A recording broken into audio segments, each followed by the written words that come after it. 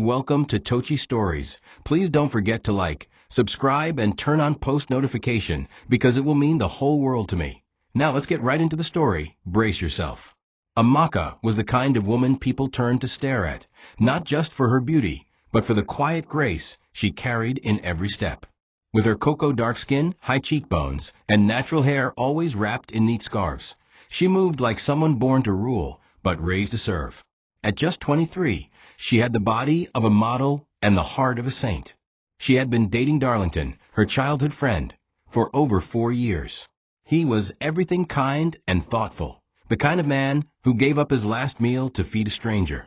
But Darlington was also a man at war with life. His tailoring business barely survived, and he often missed dates just to chase debtors or fix broken zippers in the market stalls. Mocka loved him with all her heart, but reality was becoming louder than her emotions. At her age, marriage proposals flooded her doorstep like water in a leaking tap. Men with cars, men with companies, and even a local counselor once knelt before her mother. Yet she stayed with Darlington because she believed in love. That belief began to shake the day she met Chinidu. It was during a family friend's wedding that Chinidu first walked up to her. He wasn't tall or rich-looking, but there was something disarming about his confidence. With a shirt slightly too big for his slim build and shoes that looked overpolished, he approached her with ease. "You're too fine to be standing alone," he had said, flashing a crooked smile.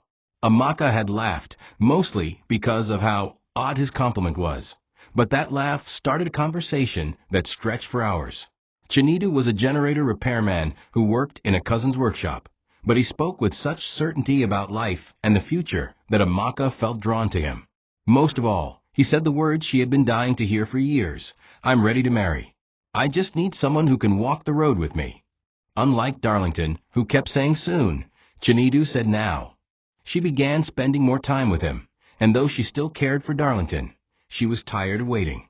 She told herself that maybe love wasn't always enough.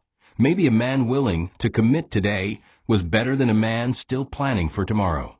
Darlington had sensed it. He became quieter during their last few weeks together, no longer speaking about future dreams or designing wedding outfits they couldn't afford. The final conversation they had was short and painful. "If you found someone ready to marry you now, don't wait for a man still crawling," he had said, forcing a smile through glistening eyes. It broke Mocka, but she made her choice. Her family was skeptical of Chinidu's flirtatious manner, especially how he seemed to have a new female friend each week. But Chinidu always brushed it off with humor. "You want a man that doesn't know how to joke? Me, I'm just a cheerful guy, he would say, laughing with his arm around Mocka. And she, still hopeful and blinded by the promise of marriage and commitment, believed him. She told herself love was patience, and maybe Chinidu just needed understanding. The first months with Chinidu were exciting. He called often, visited her family, and helped her carry heavy market bags, even though he complained throughout. His flirtations didn't stop, though. Women from the neighborhood would shout his name from across the street, calling him Fine Bobo, and playfully blowing kisses. One even sat on his lap during a community party, laughing as she ran her fingers through his hair. Mocka watched from across the room, forcing a smile while swallowing her discomfort. Later that night, when she asked him about it, Chinidu chuckled and said, "It was nothing, babe. Nah play nah. You know say I day catch cruise." She should have left then, but she didn't. Her heart had already begun to bond with him, and every time he noticed her sulking, he'd surprise her with puff puff and mangoes, whispering, "My sweet wife-to-be, no vex." And somehow, his charms kept working. Mocka convinced herself that love meant enduring little flaws, as long as the foundation was good. But as time passed, the foundation began to show cracks. Chinidu didn't believe in saving. Every kobo he made disappeared within days. Yet when Mocka contributed from her petty trade-selling provisions, he accepted it with smiles and promises to reimburse when his luck changed.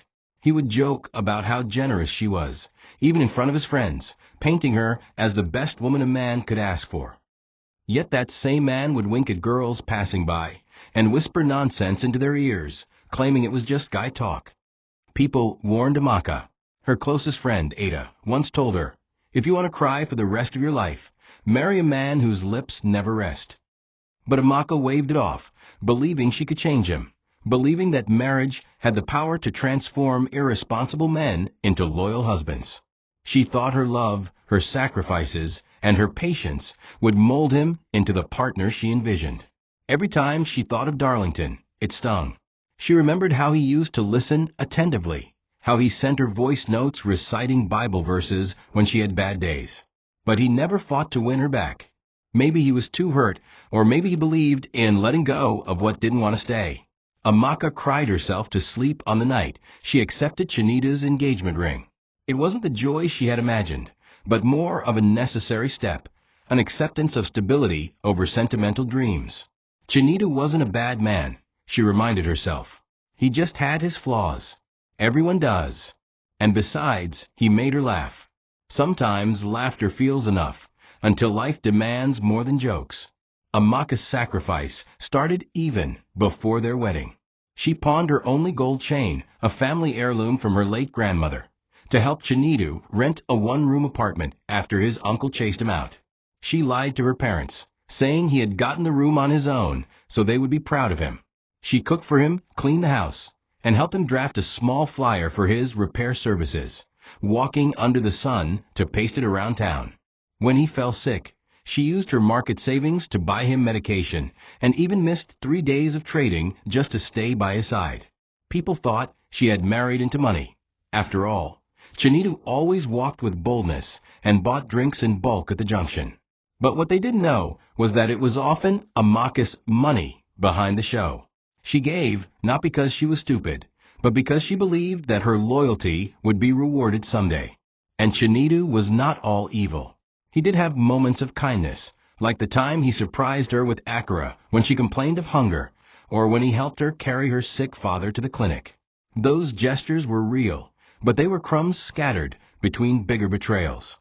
His flirtations continued even during courtship. Mocka once caught him chatting late at night with a woman who saved her name as Sugar Thighs. When she confronted him, he laughed so hard that she felt foolish for even feeling hurt. "Baby, you day jealous my jokes? Nah, just play. If I want woman, nah you. Others nah crowd." Again, she forgave. Again, she swallowed pain. Again, she chose peace over confrontation. Deep down, she didn't want to go back to square one. Their wedding preparations were fueled mostly by Mocka's efforts. She paid for the caterers, the drinks, even the lace her bridesmaids wore. Chinidu brought in what he could, but it was clear to anyone close that the bride was the one making the wedding happen. On the day of their traditional wedding, he arrived late, half-drunk, laughing with 2 female guests he had given a ride. When she scolded him in private, he smiled and said, "Not my day. Let me enjoy small now." That evening, as they danced, he pulled the chief bridesmaid close in a slow dance, whispering something into her ear that made her blush. Mocka saw it. Everyone saw it. But she forced herself to smile, because sometimes the truth is too ugly to admit when the music is still playing. The wedding day was supposed to be the beginning of a fairy tale, the day Mocka had dreamed of since she was a child. She wore an elegant white gown, modest but regal, with golden embroidery stitched by her aunt's wrinkled hands. Guests arrived in colorful ankara, the atmosphere filled with music, laughter, and the loud clinks of plastic chairs as they moved to accommodate the growing crowd. But amidst the celebration, something didn't sit right with Mocka. Chinidu looked dashing in his fitted navy blue suit, but he seemed more interested in putting on a show for the guests than sharing the moment with her. He greeted every lady like a long-lost friend, whispering into their ears and laughing as though he wasn't about to say "I do." Even when Mocka tried to call his attention to something important, like the delayed cake delivery, he waved her off and said, "Enjoy the moment, babe. Nah, day be this." As the ceremony progressed, her discomfort grew. When it was time for the bridal party dance, Chinidu pulled the chief bridesmaid unusually close. Her name was Favor, a curvy, fair-skinned woman known for her flirtatious charm. The 2 of them danced chest to chest, laughing like teenagers at a prom, while guests started exchanging glances. Mocka stood frozen with a plastered smile, her hands twitching slightly. When she walked over and tried to step between them, Chinidu jokingly held her waist and said, "Aha! Are you jealous? This one not just dance, Madam Wife." People laughed, but Amaka's heart didn't. She swallowed the bitterness, clapped to the beat of the song, and told herself again that it was harmless.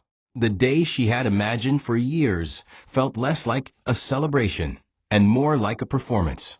Deep inside, she knew she had signed up for something far more complicated than she admitted. The night ended with more whispers and too many photos where her smile looked strained. In their hotel room, she finally confronted him. "Chinidu, why did you embarrass me today?" she asked, her voice trembling with a mix of pain and suppressed rage. He lay shirtless on the bed, scrolling through his phone, not even looking up. "You take things too seriously, Amaka. Learn to relax. Life no hard like that," he said casually. Amaka turned away, facing the wall, hugging herself. She wondered if love truly meant tolerating constant disrespect. But what was she to do now? She had married him. Her family had danced, pastors had prayed, people had posted their pictures online. How do you admit you're unhappy just one day after saying, "Till death do us part"? So she stayed silent, buried her disappointment, and whispered a prayer into the darkness, not for Chinidu to change, but for her own heart to survive what she had just walked into. The first year of marriage tested Mocka in ways she never imagined. She had thought things would settle after the wedding, that the excitement of being newlyweds would bring warmth and shared responsibility. But what she received was distance wrapped in shallow affection. Chinidu still called her babe, still held her waist in public, still smiled for photos. But at home, he was absent in every meaningful way. He barely contributed to the bills, often leaving the house early and returning late. When Amaka asked about money for food, his response was always a grumble about how business was slow or that she didn't understand hustling. Meanwhile, she juggled petty trading, selling soft drinks and gala at a busy bus stop under the sun, while pregnant. She spent more time wiping sweat than sitting down. Yet, she never complained loudly. She reminded herself that marriage is not a bed of roses, even when the thorns kept cutting her dignity to pieces. Her pregnancy came with more complications than joy. She often went for antenatal care alone, sometimes borrowing money for transportation. On one occasion, she fainted at the bus park and was helped by strangers. Chinidu didn't pick up her calls until she was already home. "Why didn't you wait for me to return?" he asked, as though she was supposed to pause her health until his mysterious schedule cleared up. But Amaka endured, swallowing pain like bitter medicine. She bought second-hand baby clothes with her savings, and when Junior was finally born, a beautiful boy with Chinidu's nose and her eyes, she used her credit line from a cooperative society to plan a naming ceremony. She even printed souvenir bags with Chinidu's name boldly stamped, just to make him feel proud. But he barely lifted a finger during the preparations. He showed up to the event late, already smelling of beer, grinning as he took pictures with guests, and openly complimented the women who came to celebrate with him. Despite everything, Amaka tried to stay optimistic. She believed that if she kept sacrificing and supporting, Chinidu would eventually grow into the husband she needed. She took comfort in her baby's laughter, found strength in the early mornings when Junior would rest his head on her chest, and told herself that every woman faces some hardship in marriage. But what broke her most was not the struggle, it was the loneliness. Chinidu had become more of a roommate than a partner. He slept with his back to her, answered his phone in the bathroom, and often took calls at midnight, speaking in hushed tones. Amaka knew, in her soul, that something was wrong. But once again, she chose silence, wearing resilience like a cloak to shield herself from the storms she couldn't name. She didn't want to admit that she may have chosen wrong, that perhaps Darlington's slow love would have been better than Chinidu's fast betrayal. It started with missed dinners, then missed nights. Chinidu, once full of jokes and teasing, now came home late and left early. At first he said it was work, new clients, bigger jobs, expanding opportunities. But his scent told a different story. He often reeked of perfume that wasn't Amaka's, and his clothes came home with strange makeup stains and receipts for places they had never gone together. When she asked him softly one night, "Are you seeing someone else?" he laughed, kissed her forehead, and said, "You watch too many films. Go and sleep, a beg." That night, she didn't sleep. She sat upright beside her baby's cot, staring into darkness, her heart thumping with fear, regret, and confusion. Her mother had warned her once, if a man plays before marriage, he will dance inside your home later. Mocka dismissed it then, but now those words echoed in her soul like thunder. Chinidu's attitude changed drastically. He no longer greeted her in the morning. He often scrolled on his phone during meals or left the table entirely. If she asked for money for food, he rolled his eyes or accused her of being wasteful. Even with all the small trading you do, you still disturb me for common meat money, he would snap. Mocka bit her tongue until it bled. She stopped asking. She began using her profits, as little as they were, to feed herself and Junior. When friends visited and commented on how well Chinidu looked, how handsome he had become, how fresh his skin appeared, Mocka would smile, but inside, she was screaming. How could he look so full while she was running on empty? She didn't recognize the man she married anymore. He had become a stranger in her home, and the worst part was that she had to pretend everything was fine. Then, one day, in a moment of unfiltered honesty, Chinidu said something that shattered her completely. They had argued about the electricity bill, and in his frustration he shouted, "You and this boy are dragging me down. You're both liabilities."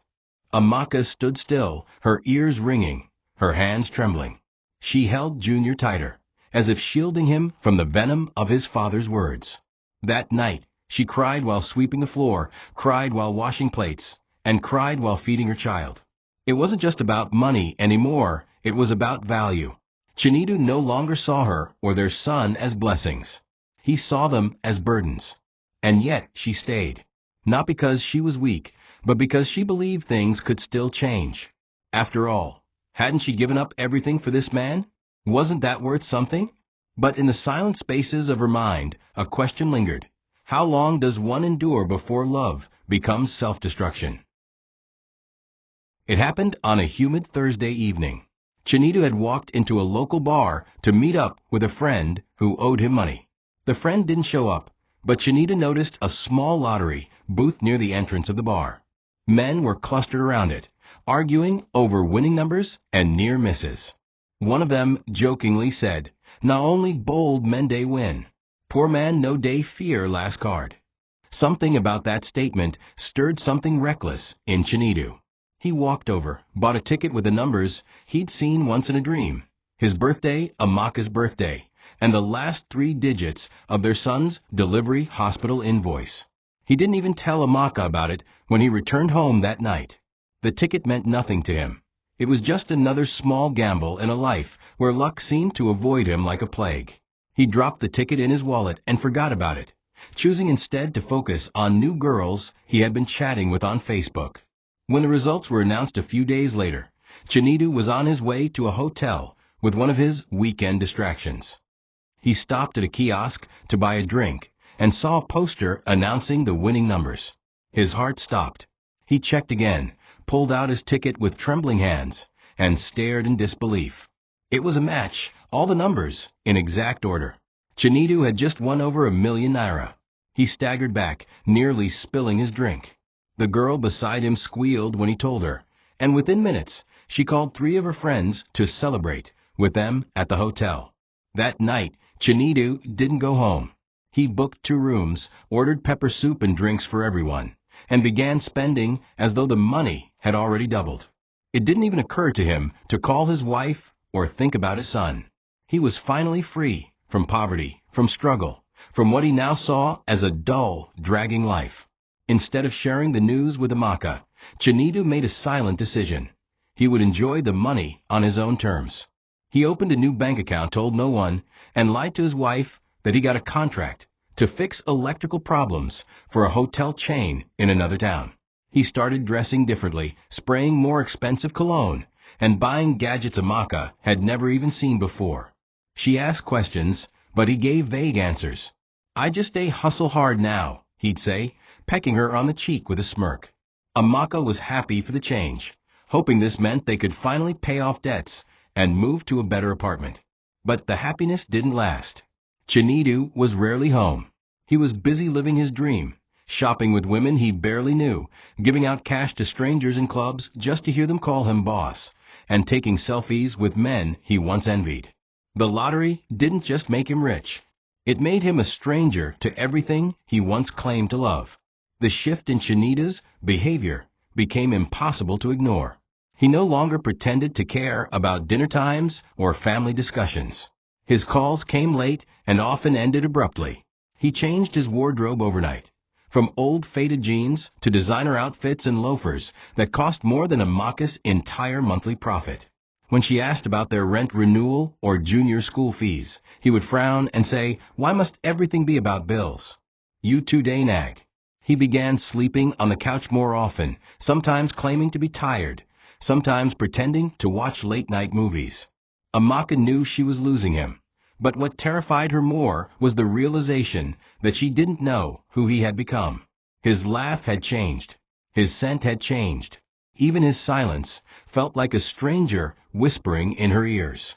Chinidu began taking long weekend trips without notice.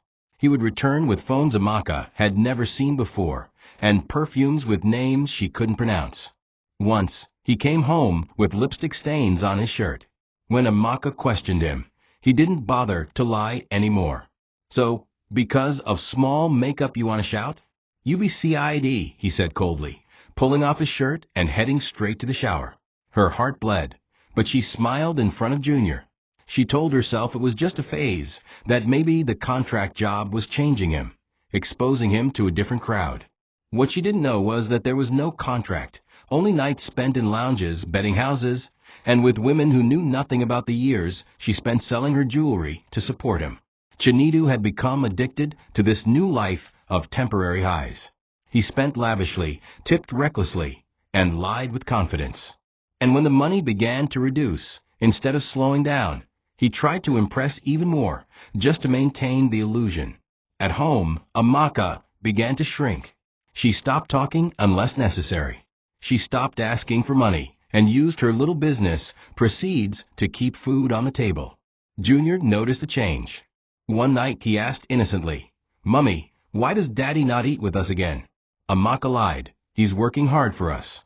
But her heart screamed another truth. The man she once defended, once chose over Darlington, was now a ghost with a wallet. He had become someone she would never have fallen in love with, someone she barely recognized. And yet, every time she thought of leaving, she remembered her vows, and the child that bore Chinidu's name.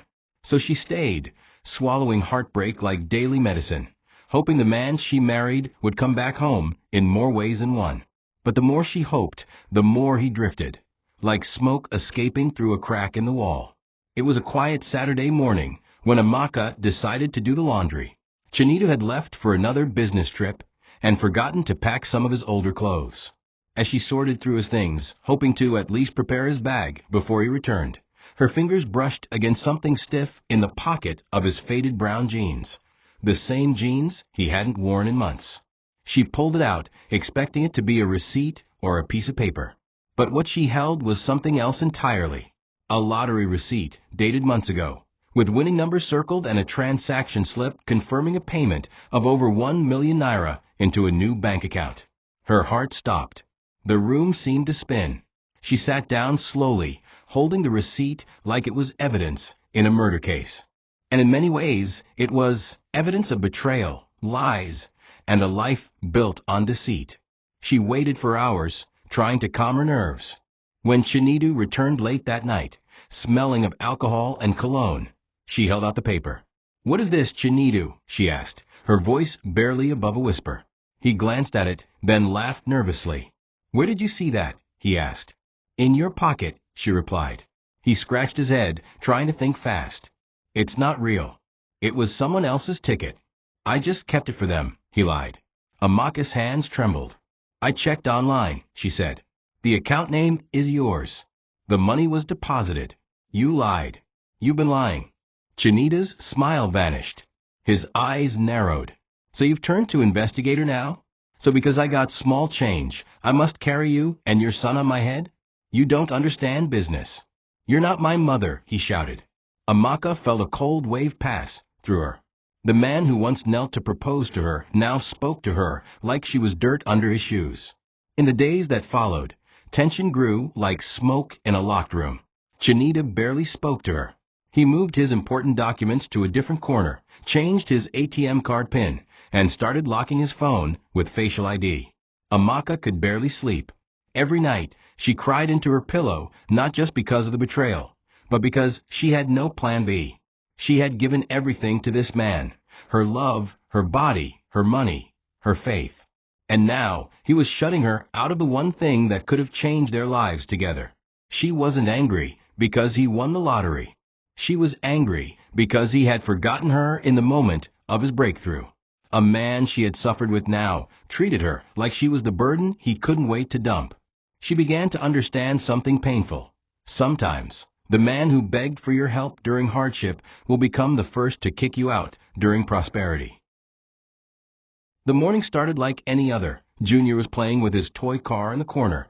Mocka was boiling water to bathe him, and Chinidu, as usual, was getting dressed without a single word of acknowledgement.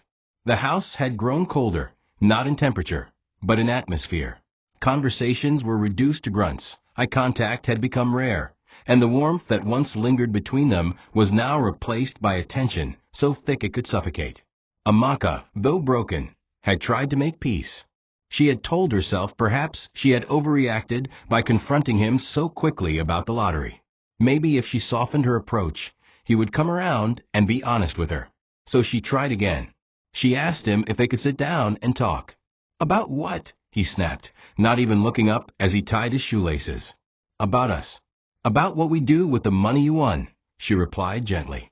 He stood up, adjusted his shirt in front of the cracked mirror, then turned and looked at her like a stranger. Us, he scoffed. There's no us in money I hustled for. That money is mine. I don't owe you anything, Mocka. All you ever do is drag me back. The words landed like a slap. Mocka's knees felt weak. She stared at him in disbelief, unsure if she was dreaming or if this was truly her husband speaking. I carried your burden when you had nothing. I helped you build your business. I used my savings to feed us. Yes, and I didn't ask you to, he cut in harshly.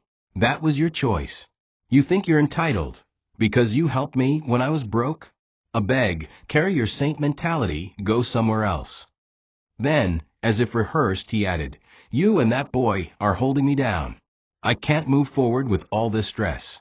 Every time I see you two, I feel stuck. You're a liability, Mocka. Both of you. That was it. That was the moment Mocka knew love had died. Not faded or changed, but died. The man she married had killed it with his tongue. She fell to her knees, not to beg for his love, but out of sheer emotional collapse. Chinidu, don't do this. We're your family. We can fix this. Just let's talk to someone. Anyone. Don't push us away, she pleaded, tears running down her face. Junior clutched her wrapper tightly, confused and afraid. Chinidu walked to the door, opened it wide, and said, I already filed for divorce. I'll send someone to get the papers signed. You can pack your things. I need this space. I need peace. And with that, he walked out. Mocka sat there, crumpled on the floor, her son crying beside her, the boiling water forgotten and overflowing on the stove. That moment became a scar, not just on her heart, but on her entire identity. Everything she had endured, every sacrifice, every excuse she made for him, had come down to this. Rejection, discard, worthlessness.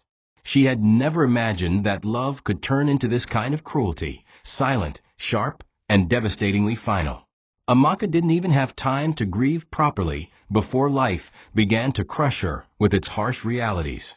Within days of Chinidu's dismissal, she was forced to leave their small apartment. The landlord, a man who had always liked Chinidu's charisma, showed no sympathy. The house is in his name. If he says you should leave, then you must leave, he said flatly. With no place to go, Mocka gathered a small gonna-must-go bag with some clothes, foodstuffs, and Junior's little belongings. Her pride was no longer intact. She couldn't afford to let it be. She carried her son on her back, walked for miles, until she reached her old friend Blessing's house in the outskirts of town. blessing, though struggling herself, gave her a tiny storeroom to sleep in, just enough for a mat and a worn-out ceiling fan that barely worked. That was where Mocka and Junior began their new life, on the floor, with cardboard pieces beneath them to cushion the cold tiles, and prayers whispered at night in place of blankets. Food became a luxury.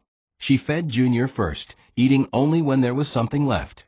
Sometimes they survived on bread and sachet water for the whole day.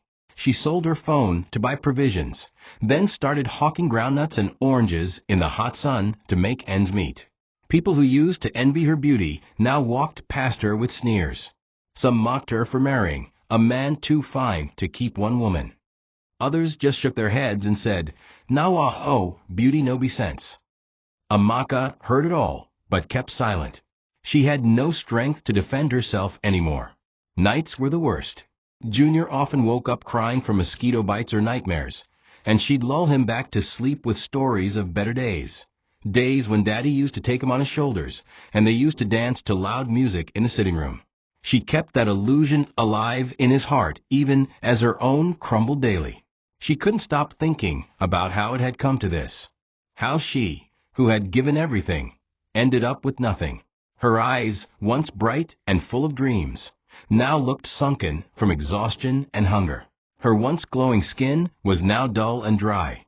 The only thing she hadn't lost was her will to survive. She didn't know how, but she promised herself that she would rise again, not for Chinidu, not even for revenge, but for Junior. That little boy was the only light left in her dark tunnel. Every time he smiled at her and called her Mummy, she found the strength to go on. She refused to let her suffering define her story. Even as she lay each night on hard cardboard, she whispered, "I will rise again," over and over, until the words buried themselves in her soul like seeds waiting to bloom in season. Fate, with its strange timing, had its own plans. One sweltering afternoon, Mocka was at the junction near the motor park selling oranges when she heard someone call her name softly. She turned, expecting another mocker or a customer trying to underprice her goods. But instead, she saw a familiar face, older, more mature, but unmistakable. It was Darlington, the same Darlington she had left years ago for Chinidu. He looked stunned, his gaze frozen on her like he had just seen a ghost. He took a step forward, eyes darting between the basket of oranges, the worn slippers on her feet, and the child holding the edge of her wrapper. "Mocka," he asked, as if unsure his heart wasn't playing tricks. She couldn't answer. Her lips trembled, and her eyes welled up. She tried to look away, but it was too late.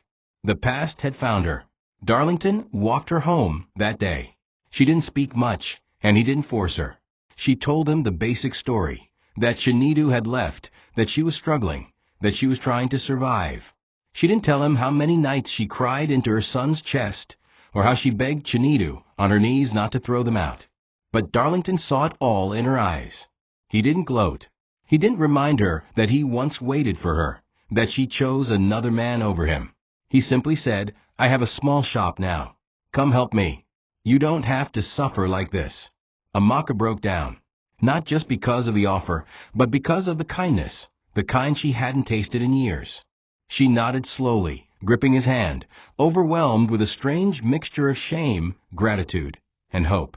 Within a week, Mocka started working at Darlington's shop. It wasn't much, selling car parts and helping organize stock, but it was something. Darlington paid her a small salary and gave her food for Junior every day. She began to bathe regularly again, to comb her hair, and even to smile. It wasn't love she felt, not yet, but it was something stronger. Safety. Darlington didn't pressure her or bring up the past. He just supported her quietly. And for the first time since her world had collapsed, Mocka began to feel like a woman again, not just a shadow of one. As she stood behind the counter one afternoon, counting bolts and spark plugs, she looked at her hands, still rough, but now steady, and whispered, "Thank you, God. I'm not where I used to be anymore." She didn't know it yet, but her comeback had already begun. Chinidu's world was now painted in the colors of lust, pride, and deception. With the lottery money burning a hole in his pocket, he lived like a man with no past and certainly no future, only the now. He became a regular at upscale lounges and bars, where his presence was always announced by loud music, trailing perfumes of cheap girls, and his booming laughter that filled entire rooms. He started answering to names like Moneyboss and Odogwu. Women flocked to him not for love or affection, but for the thick wads of cash he sprayed like water. He changed his phones twice in 2 months, began wearing gold chains that glimmered under the light, and spoke of cars he didn't yet own as if they were parked in his imaginary mansion. He began hanging out with a group of young fraudsters who encouraged his spending, convincing him that this lifestyle was a reward for surviving hardship. In no time, Chinidu's habits grew bolder and more reckless. He began taking women on weekend getaways to nearby cities, lodging in hotels that cost thousands per night. They posted pictures of their legs at poolsides, their cocktails, and designer bags he bought them. He loved the attention, the public praise, the fake love, and the envy of men who once mocked him. But beneath it all, something darker festered. He started drinking more, gambling more, even borrowing money on the side to place bigger bets. His obsession with maintaining the illusion of wealth began eating into the money faster than he realized. But still, he refused to slow down. When a friend suggested investing the remainder of his money into a real business, Chinidu laughed. "I can't suffer again in this life. This money must sweep me finish," he replied arrogantly. He believed luck would strike again. And if not, there were always more women, more lies, and more bets to try. At night, when he lay in different hotel rooms, staring at the ceiling after the parties had ended and the girls had slept, Chinidu sometimes felt a strange emptiness. But he drowned it quickly, in alcohol, in noise, in distractions. He rarely thought of a Mocka or Junior anymore. They were just shadows from a life he had shed. Once, while scrolling through Instagram, he saw a photo of a Mocka posted by someone from their old neighborhood. She looked thinner, her smile forced, her son sitting on her lap eating boiled corn. For a second, he stared at it. Then he shook his head, scoffed, and muttered, "Not her choice." He had convinced himself that he owed no one anything, that his rise to wealth was personal, and anyone he left behind was simply not meant to follow. But what he didn't realize was that in trying to escape poverty, he had run headfirst into ruin, and the walls were already closing in. By the time the walls began to crumble, Chinidu was too drunk on illusion to notice. The women who once flocked around him started complaining. His money didn't flow as freely anymore. His calls went unanswered unless he mentioned alerts first. The hotel staff, who once welcomed him with grins and handshakes, began to demand advance payments. The friends he used to drink with now avoided his calls, knowing he might ask for loans he couldn't repay. Desperate to prove he still had it, Chinidu placed a massive bet on a European football match. He had borrowed heavily from a local gambling cartel, a move that would later haunt him. The match ended in disaster.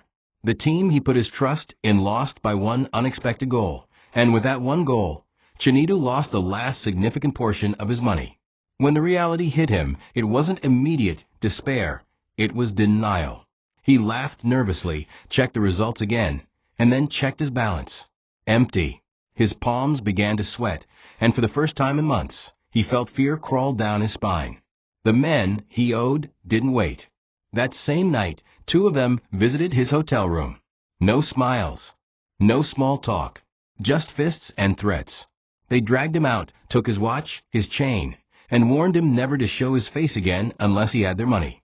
Chinidu crawled back to the front desk, blood on his shirt, but no one helped.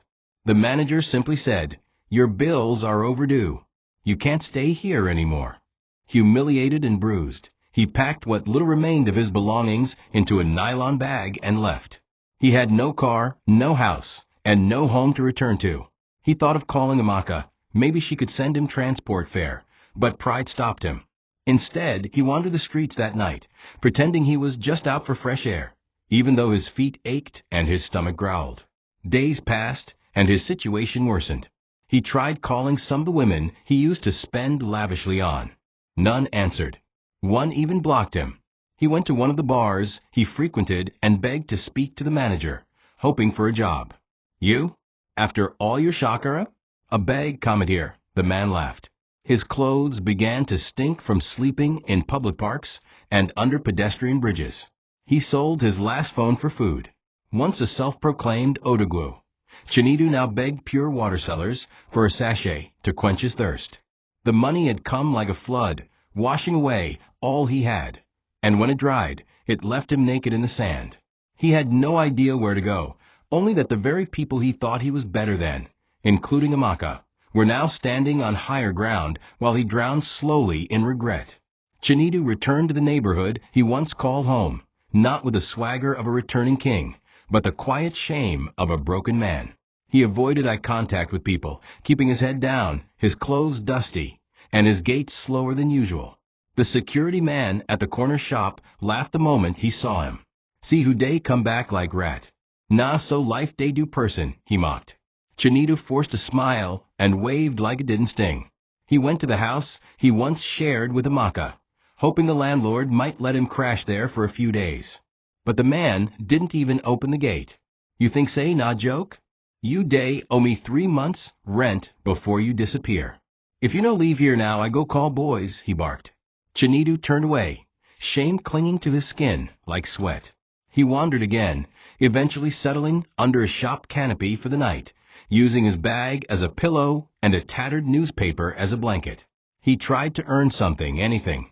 He offered to carry loads in the market, wash people's bikes, even sweep compounds.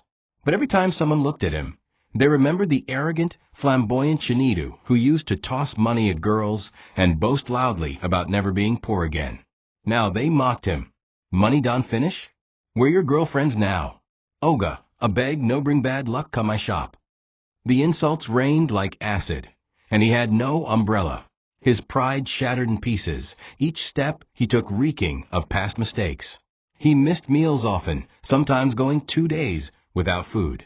His once bright skin dulled, his eyes hollowed, and his lips cracked. The laughter that used to light up clubs was now reduced to dry coughs in the night, echoing off empty streets that refused to pity him. He thought of Mocka every night.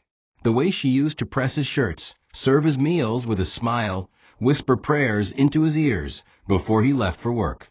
He remembered the night she found the lottery ticket, and how he had looked her in the eye and called her a liability. Now he was the one nobody wanted. He missed Junior too, the boys' giggles, the way he called him Daddy, and jumped into his arms. Now there was no one to call him anything, just silence. One evening, while begging at a motor park, he saw a car drive past with a familiar face in the passenger seat. Mocka. She looked different, stronger, healthier, and beautiful in a quiet, gentle way. His heart pounded. She hadn't seen him, but he saw her. And for the first time, he realized he didn't just lose money. He lost something priceless, the only people who ever truly loved him. And there was no lottery in the world that could buy them back. Chinidu sat quietly on the pavement across the road from Darlington's car part shop, his eyes sunken, his beard overgrown, and his shirt torn at the shoulder. Days had blended into weeks, and hunger was now a familiar ache that never left. He had slept under market stalls, bathed in gutters, and eaten crumbs thrown at him by roadside vendors. Pride was a word he could no longer afford. But today, of all days, was different. His heart beat irregularly as he watched Mocka step out of the shop, dressed modestly, in a blue gown and flat slippers. Her hair was neatly plaited, and her skin, despite the past, glowed with renewed strength. She walked tall, confident, even graceful, carrying herself like someone who had survived the fire and refused to smell like smoke. Junior trailed beside her in a school uniform, swinging his little lunch bag. He had grown taller, and when he smiled up at his mother, Chinidu's chest tightened with something he hadn't felt in years, regret, raw and cutting. He tried to hide behind the pillar when she looked in his direction, but it was too late. Their eyes locked, her gaze steady, unshaken, and unreadable. She didn't flinch, didn't cry, didn't wave. She simply looked at him, then turned to adjust her son's collar before walking away with quiet purpose. That moment shattered something inside Chinidu, not because she ignored him, but because she didn't even hate him anymore. She had moved on, and he was no longer worth even her anger. That night, he lay in his usual spot by the abandoned kiosk, unable to sleep. The image of Junior holding Mocka's hand haunted him. He realized how much he had missed. The first day of school, the milestones, the laughter, the small family moments that money could never replace. He remembered how he had once called them liabilities. Now he would give anything for just one moment with them. But he was no longer a father in their world. He was just another ghost on the roadside. The next day, he mustered the courage to approach Darlington's shop.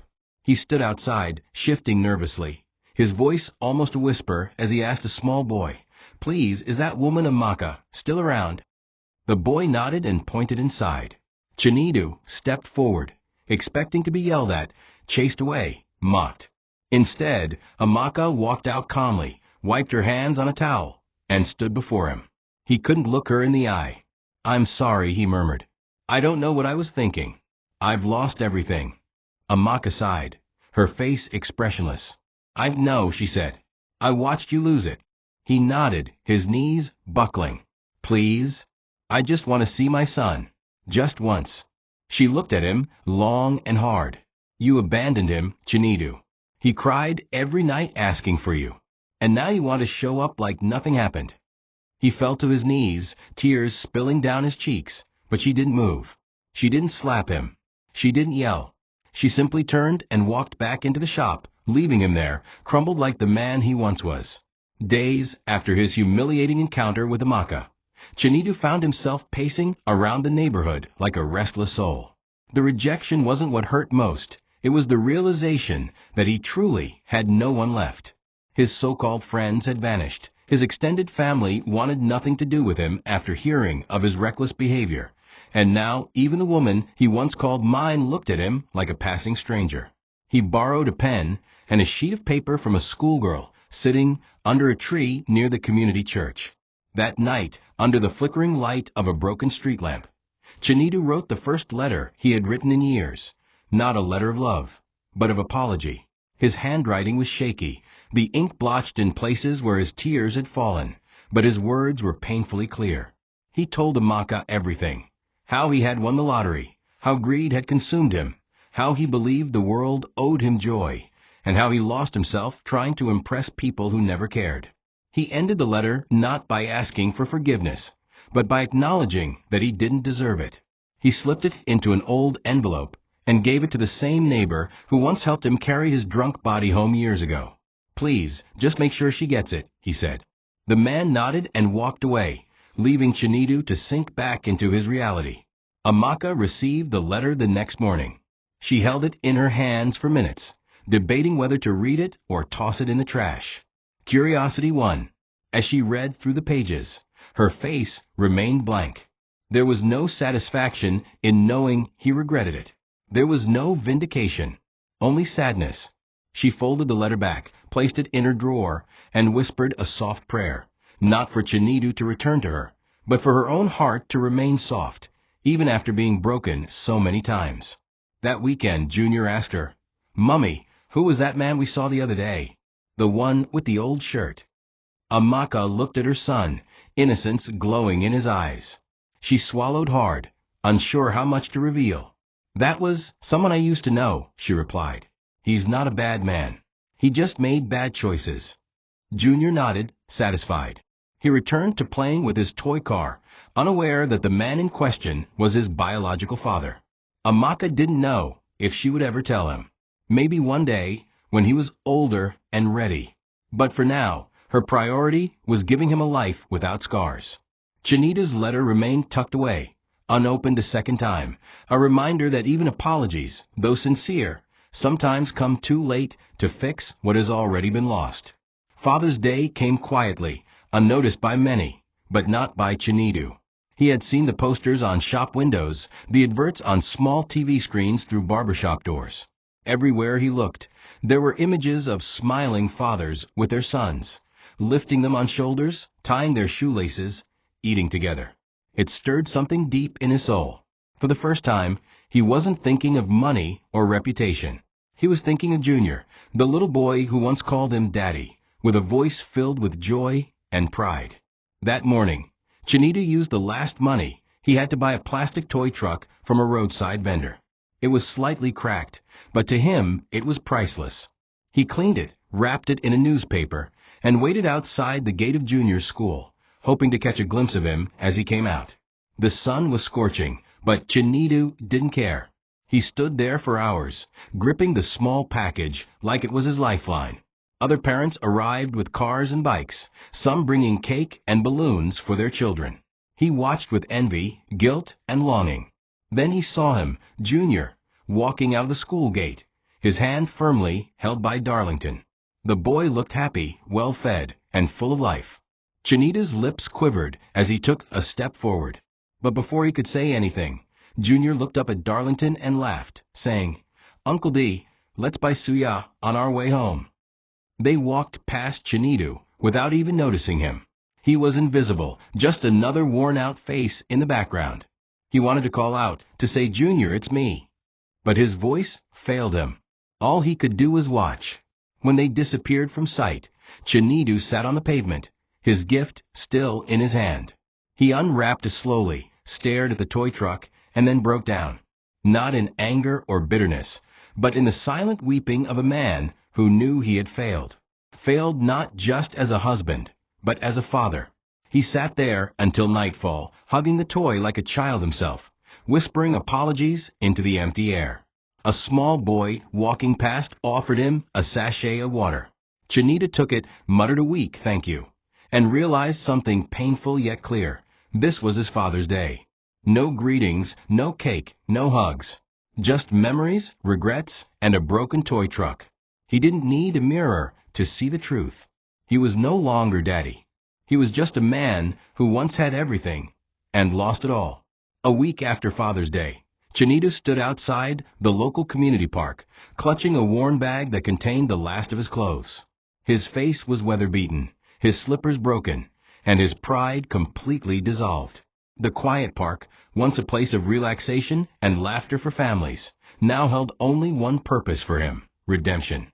He had written another letter, this time shorter, more desperate. He asked Mocka for just one conversation, one last opportunity to speak his truth, even if it didn't change anything. When the letter reached her hand, she sat on the edge of her bed, holding it for hours. Then she stood, bathed, dressed simply, and told Junior she was stepping out. When she arrived at the park, Chinidu was already seated on a wooden bench, head bowed like a child awaiting judgment. He didn't look up until she sat quietly beside him, the space between them wide yet full of memories. For minutes, neither of them spoke.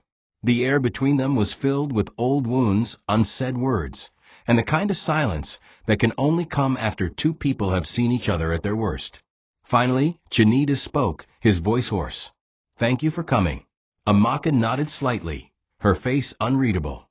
He turned to her slowly, his eyes filled with a sadness too deep for words. "I was wrong," he whispered, "about everything. I thought money would solve all my problems.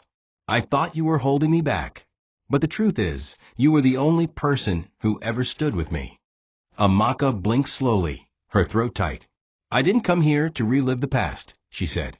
"I came because I wanted to see the face of the man I once believed in, the man I loved, and to finally tell him, 'I forgive you.'" Chinidu gasped, not in joy, but in disbelief. His tears flowed freely. "Does that mean I can come back? Try again?" he asked, desperate. Mocka shook her head gently. "No, forgiveness isn't always a return.